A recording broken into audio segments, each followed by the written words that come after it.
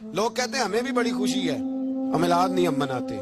खुशी हमें भी बड़ी है पर जुलूस में हम नहीं जाते। दर्दमंदाना सवाल है, भाई हमें कैसे पता चलेगा तुम्हें खुशी है? एक आदमी ने अपने भाई को बुलाया कि मेरे बेटे की शादी है, उसको कार्ड भेजा, उसने वसूल ही नहीं किया।